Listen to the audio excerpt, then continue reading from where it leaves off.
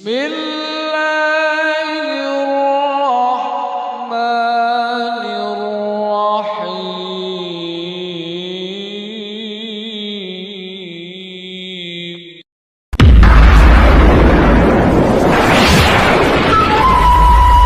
Orang ini berani-beraninya memberi arak kepada Nabi Muhammad. Padahal, arak adalah minuman keras yang jelas diharamkan oleh Allah Subhanahu wa Ta'ala. Orang-orang Arab di zaman jahiliyah memang sungguh barbar sekali.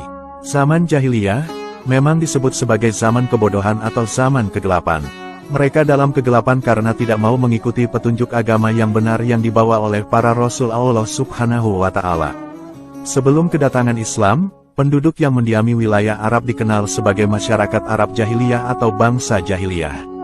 Kondisi masyarakat Arab sebelum Islam sangat buruk dan belum memiliki tatanan kehidupan sosial yang teratur. Terdapat kesenjangan antara kaum bangsawan dan masyarakat biasa, di mana kaum bangsawan menjadi terpandang dan memiliki otoritas yang lebih. Selain itu, pada zaman jahiliyah, sering terjadi peperangan antar suku di tanah Arab dan masyarakatnya banyak yang memiliki kebiasaan buruk serta perbuatan tidak baik. Kehidupan sosial era Arab jahiliyah sangatlah buruk, di mana perbudakan menjadi hal biasa. Perbudakan dan pelacuran adalah hal yang normal. Bahkan, seorang anak bisa menikahi ibu tirinya. Selain itu, pertempuran antar suku sering terjadi, kecuali pada bulan tertentu yang diharamkan untuk berperang. Dalam pertempuran, pihak yang kalah akan terhina selama hidupnya dan keterhinaan paling parah menyasar perempuan. Perempuan pada saat Arab jahiliyah diperlakukan seperti benda mati. Pelacuran juga membuat perempuan seperti tidak ada harganya. Selain itu, orang Arab jahiliyah dikenal memiliki banyak istri atau suka berpoligami. Seorang laki-laki bisa mengawini dua bersaudara, bahkan mengawini istri bapaknya apabila ditalak atau ditinggal mati. Adapun kebiasaan buruk masyarakat Arab jahiliyah lainnya adalah membunuh bayi perempuan, berjudi, menyembah berhala, dan memperjualbelikan perempuan. Namun, ada beberapa kelompok yang terbebas dari kehidupan sosial Arab jahiliyah yang buruk tersebut. Mereka adalah orang yang memiliki jiwa besar dan menolak masuk ke dalam kehidupan sosial Arab jahiliyah.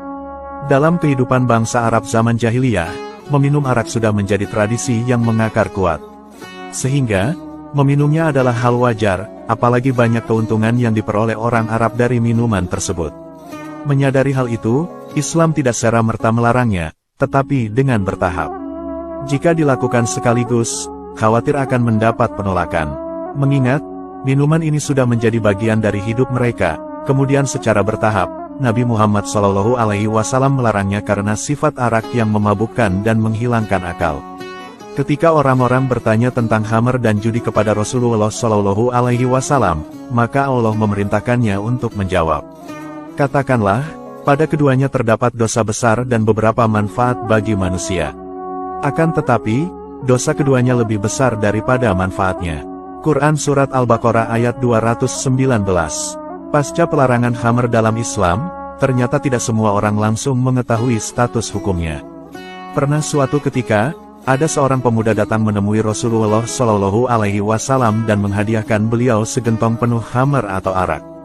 Melihat hal itu, beberapa sahabat lantas bersiap ingin memaki pemuda tersebut. Namun, Rasulullah SAW menenangkan mereka dengan sikapnya yang santai dan sabar. "Apakah kamu tahu bahwa Allah telah mengharamkannya?" tanya Rasulullah kepada si pemberi hadiah. "Aku tidak tahu, wahai Rasulullah," jawab si pemberi hadiah kaget dan segera menyadari kesalahannya. Ia lalu berbisik ke lelaki lain di sampingnya. "Apa yang kamu bisikkan?" tanya Rasulullah lagi. "Aku memberitahunya agar menjual khamr itu," jawab si pemberi hadiah. Rasulullah tetap bersikap sabar kepadanya. Hal ini karena beliau tahu bahwa pemuda itu tidak mengetahui apa-apa. "Sesungguhnya, Allah telah melarang meminumnya, dan juga menjualnya," ujar beliau kepada si pemberi hadiah. Akhirnya, pemuda itu menjadi paham status hukum khamr atau arak dalam Islam. Bahwa, seorang muslim tidak boleh meminumnya ataupun memperjualbelikannya. Setelah itu, ia segera membuka tutup gentong yang ia bawa, lalu menumpahkan seluruh isi khamr ke tanah hingga tak tersisa. Betapa mulianya adab Rasulullah SAW. Beliau bersikap tidak marah atau merendahkan orang yang menawarinya arak. Dalam hal apapun, Rasulullah memang mengedepankan hikmah sehingga lawan bicaranya dapat mengerti Islam tanpa merasa terintimidasi. Dengan hikmah itulah, orang akhirnya mengenal Islam sekaligus mengenal bagaimana caranya Islam harus disampaikan. Ajaran yang baik dan disampaikan dengan cara baik, akan membuat orang tertarik berkali-kali lipat untuk menerimanya, dan itulah yang disebut hikmah.